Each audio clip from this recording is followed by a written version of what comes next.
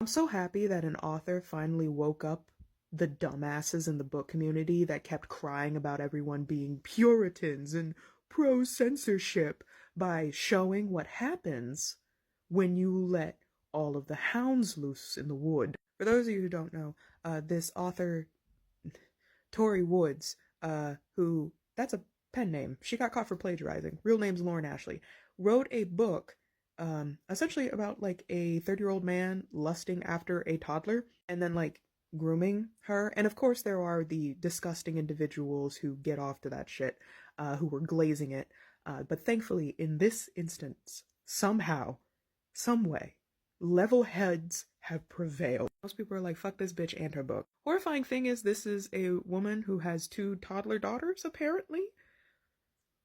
Which, given the material in the book, terrifies. And listen, I am not a dark romance genre hater. I have a fucking dark romance book that I wrote. My main issue is how many people think morality has no place in fiction. There's nothing wrong with exploring dark topics and talking about dark subject matter, but it is about how it is written and how it is framed. And these are the type of people that would read something like Lolita and see it as a fucking romance when it is very explicitly a horror story told from the perspective of a monster. Or they'd be one of those fuckers that victim blames Dolores. Also, writing out your depravity is not a coping mechanism if you're then publishing it to make money.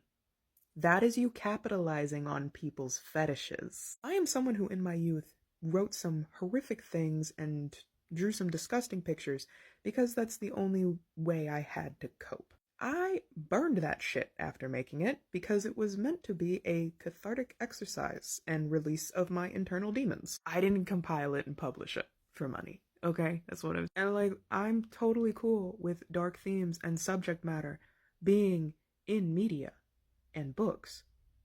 But there's a difference between a movie like Hard Candy and Megan is Missing.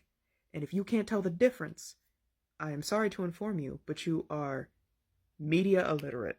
Like, my book has touches of like SA and grooming, but they're bad things that caused trauma to the character, and the coping and catharsis comes from healing from said trauma. I don't 100% agree with this because while there is a rise of, like, you can say purity ideals, there is also a rise of depravity and immorality. And I think that these two things are an Ouroboros and will always go hand in hand. It's literally a chicken and the egg situation where the rise of one is going to cause a rise in the other. I've personally been on the side of the internet where the depravity has risen and the puritanicalness, if you wish to frame it as that, has come to me. Although the things I have seen people call puritanical is saying like, hey, maybe don't treat pedophilia as a good thing. Maybe don't hire a rape fetishist to draw a rape scene. Hey, maybe don't, try to say that grooming is good, actually. Or it's like, when Playground came out and I was like, this is a shitty story and it's written shittily, and people were like, you probably can't even watch Saw. And it's like, I don't know what you think Saw is, but it's not Playground. But also, we've seen the rise of conservatism, especially within younger generations right now. We've seen the rise of, like, tradwife. We've seen more people in fandom spaces get all persnickety when somebody ships something that isn't canon. Or, God forbid, draws sexual art of 2 adults. What I'm saying is, this is not a one or the other situation. These two things are always going to coalesce. It really just depends on what side of the internet you're on about whether you will see the rise of one versus the rise of the other. But rest assured, if you see one getting up there, the other one is right behind it. Listen, I am not pro-censorship, but I am pro-criticism. And criticism is not censorship. It 100% is not, and to conflate the two is to be wholly dishonest. Because a lot of you sound like the fuckheads who will go and say slurs in public and then turn around and be like, oh, what about free speech? You can say the thing. You said the thing with your whole chest. You're not getting arrested for saying the thing. You are just facing public consequences and backlash for it. That's not censoring you. That's not taking away your free speech. Tori Woods, Ashley Lauren, pedophile romancer extraordinaire, was not censored. She took her own writing down because of the public criticism and backlash. That's not censorship. The government body did not come in and demand it, nor was she arrested for it. She faced consequences, realized, oh, I don't like these consequences for my own actions. Because you can't accidentally, like, trip, smash your face into a computer, and write a full book of pedophilia, okay? Let's be clear here. Okay, she didn't like the consequences and criticism she was receiving, so she took it down. I have faced critique before for my books, for my fan fictions, and, you know, normally I will absorb it because a lot of the criticism I get is very constructive and helpful. If I get the wild-ass homophobe or racist, they're not gonna make me take anything down, and the government isn't either. So we literally, on this platform, are censored. Y'all realize that, right? You can't upload CSAM material.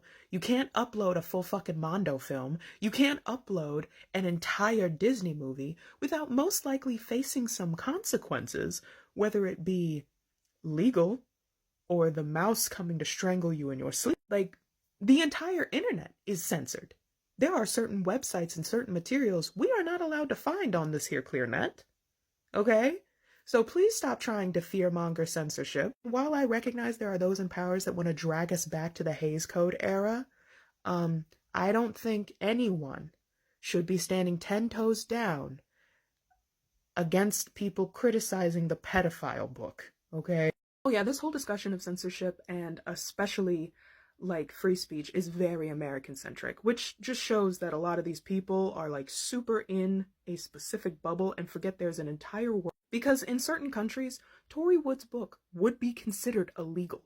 It would be illegal because every country has different laws, and especially different laws when it comes to fiction and obscenity. I'm 90% sure Canada has laws on the books about like written CSAM and that you can get prosecuted. Even here in America, if you are caught with a crime, they can also charge you for having things like lollycorn. It's an obscenity charge, but you can still have added time for possessing that. Of course, normally that charge only comes if you're already being prosecuted for something else, but it is still a charge you can acquire. And I really hate that they keep comparing pedophilic materials with the LGBT+. Like, that's their huge excuse. It's like, oh, if we criticize the pedophile books, then they'll come for the gay books. And it's like, why are you trying to tie those two things together?